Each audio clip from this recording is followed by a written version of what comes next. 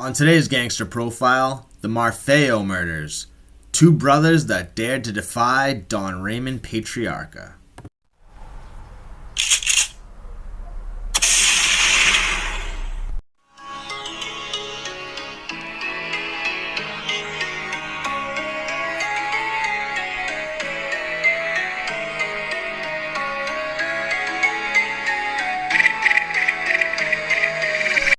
Raymond the Don Patriarca first became involved in the underworld during Prohibition by bootlegging illegal liquor. He moved up the rackets quickly with the combination of his ruthless attitude and his cunning mind. During the 1950s, with the Kefauver hearings and new interest from federal agencies, old-school mafioso like Philip Buckala wanted no part of this brave new world. He handed over the reins, and apparently on April 27, 1952, there was a party at Frank Iacone's house to celebrate Raymond Patriarca becoming Don of the New England family. Frank Iacone was a mentor of Raymond's in his early years. Attending the celebration were top mafioso from New York, Chicago, and other large U.S. cities. Raymond was in the big time now. At this time in the Italian Mafia, being a Don and part of the commission was like being a monarch in old world Europe. Raymond moved the capital of his Borgata from Boston to Providence, Rhode Island. Like the great emperor of Rome, Augustus, who ruled over a time of peace and prosperity referred to as the Pax Romana, Raymond was the modern-day equivalent of a great Roman Empire. In the 1950s were referred to as the Pax Patriarca. His family was running like a well-oiled machine. Boston paid up, and he was showed respect all throughout his domain in New England. Patriarca was well respected in New York by the New York Five families and had say in national matters of the syndicate, and he also had a piece of the Las Vegas casino, the Dunes. Everything was going smooth until by the 1960s, a pair of brothers from Rhode Island would press their luck with Don Raymond. He was fair but firm. If you didn't respect the Godfather's word, you would definitely pay the penalty. William and Rudolph Marfeo were a couple of brothers from Providence, Rhode Island. The Marfeos were a large family who, although not made members of the Patriarca Borgata, were heavily involved in the Providence rackets. Rudolph and Willie were successful in the early 60s running different types of illegal enterprises. The brothers were running illegal card games and dice games throughout Providence. All was well and the Marfeos could operate and make money. Raymond was all about free enterprise. He only expected to be compensated. Well, by the 1960s, the success that the Marfeos had achieved was going to their heads. They started to believe that they didn't need to listen to Raymond or pay him a percentage. They believed that Raymond really didn't want problems, and if pushed, he would bend and let them continue. When an emissary of Patriarchas went to collect money from William Marfeo's lucrative dice game, he was told to kick rocks. This did not make Raymond happy. He told the underling to tell Marfeo to shut the game down, to which again, Marfeo rebuked. John Eddy, chief of Providence detectives, who was familiar enough with Raymond after seeing him every day at noon sitting outside his Coinomatic shop on Atwells Avenue, to summon him to his office. Eddy wanted to discuss Willie Marfeo's dice game at the Veteran Social Club on Atwells Avenue. He wanted this game shut down. It was becoming a flagrant display of illegal gambling, and the police did not appreciate it. Raymond admitted to Eddy that he already told Marfeo to shut the game down, but he wouldn't listen. I've already told Willie to shut down, but he's a fresh bastard. I can't control him. He also said he was afraid Marfeo might, quote, say something I'll have to do something about. Before Raymond or his underlings had any more interactions with Marfeo, the Rhode Island State Police intervened, and with armed state troopers smashing through a second-floor window and catching Willie Marfeo with the actual dice and cash in his hands. The front door was electronically controlled from the inside, so the state trooper Vincent Vespia used a cherry picker to crash through the second-floor window to gain entrance into the building. This was way too much heat. Underboss Henry the referee Tomiello personally visited William Marfeo and instructed him to stop the game, to which Willie replied, "Go fuck yourself." Tomiello narrowed in on Marfeo's eyes and pointed his finger at Marfeo's face. "You understand? You want to close down!" Tomiello was done playing games, but Marfeo just ramped it up even more by shoving Tomiello's hand out of the way and pushed Tomiello's face away from his. Henry told Raymond that if he had a gun on him, Willie Marfeo would have been dead. This could not pass. Raymond could not allow someone to touch his underboss and openly defy him. So he put old-time mafioso Louis the Fox Taglianetti to do the job. But he was picked up on a weapons charge before he could complete the task. Raymond saw Marfeo in public and Marfeo almost soiled his pants. Willie had to go. This could not stand.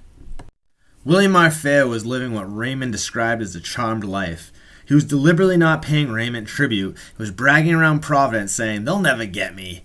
He was refusing to pay his gambling losses to Jewish bookmakers downtown that were connected to Raymond, and Raymond and Tomiello originally hired Joe Barbosa to complete the contract on Marfeo, but for some reason at the last minute they canceled it with him. But the intimate knowledge that Barbosa had of the hit and of Raymond orchestrating it would come back to haunt the office later. By the summer of 1966, William Marfeo was feeling the heat. Even though he acted tough in public, he was living in fear. He was sleeping with a loaded .45 caliber handgun under his pillow, and he even pulled it on his wife several times when she walked into the bedroom. He never left the house with at least one gun. He told friends, "The only time they'll be able to get me will be in daytime." He was right, and in broad daylight on July 13th, 1966, someone with a paper bag over their hand, wearing a straw hat, gloves, and a work uniform, walked into the corner kitchen restaurant. He told the patrons, you, and you, get in the back and lie down." To Willie, he said, "Not you! You stay there!" He then corralled Willie into a phone booth in the restaurant and asked him for his money bag, to which Willie replied he didn't have it. It didn't matter. The gunman shot Willie to death and then left him inside the booth and fled. William Marfeo might have been dead, but Raymond's problems with the Marfeos weren't over yet. The Marfeos were a big family, and Willie's brother Rudolph was just as hot-headed as his brother. A couple of years after his brother Willie had been killed, with Raymond taking heat from the feds, Rudolph revived his brother's old dice game that started all the trouble to begin with. Rudolph Marfeo was 41 years old, and he had a chip on his shoulder against Raymond in the office. Wanting to nip this in the bud, Raymond personally went to Marfeo's house in Johnston, Rhode Island, to tell him to cease and desist. Rudolph shouted and cussed at Raymond, not something you want to do if you plan on hanging around this planet long. A local tough guy, 26-year-old Anthony Melee, was at Marfeo's house. "Who the hell are you?" asked Raymond. "He's with me," said Marfeo. Raymond looked at Melee and said, "If you're gonna be a gangster, you're gonna have to learn how to die like a gangster." A few days later, someone shot at Raymond's bodyguard, Rudy Sciarra, on Atwells Avenue, but missed. With the combination of this beef and the heat from the feds, Raymond was getting frazzled.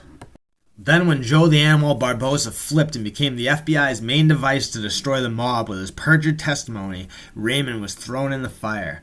Barbosa implicated Raymond and Henry Tomiello for setting up the murder of William Marfeo.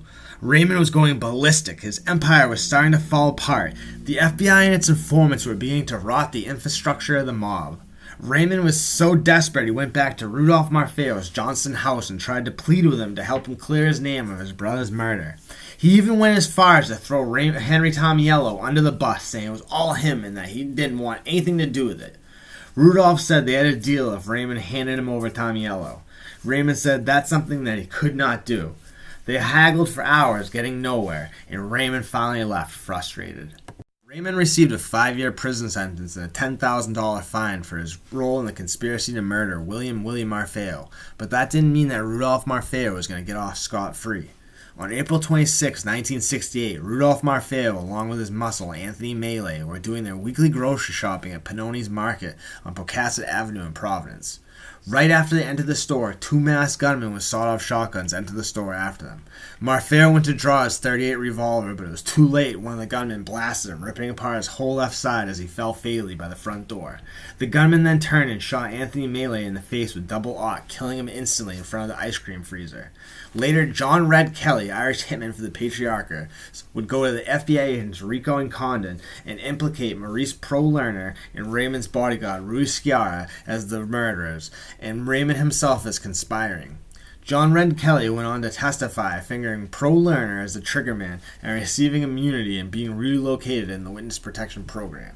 It was learned later that he perjured himself during trial, but it didn't matter. Raymond received another 10-year sentence for his role in the Marfeo and Melee case. But Patriarca's words were right about Melee. He died like a gangster. The 1960s were a very tumultuous time for the New England Mafia, especially with all the underhanded tactics used by the FBI Boston office during the decade. Raymond's grip would never be quite the same on New England after he was home from prison. He was very paranoid and he didn't want to talk to many people. Then his health started to fail and he lost his wife Helen, further straining his hold on the family. Raymond Patriarca eliminated all rivals, big and small, and he will go down in history as the strongest godfather in New England history. If you like this video, hit the like button. Subscribe if you haven't yet. Like I said in my last video, I'm going to start uploading twice a week. I've picked Wednesdays and Saturdays. We'll see how that works for now. But guys, most importantly, take good care of yourselves and have a great day.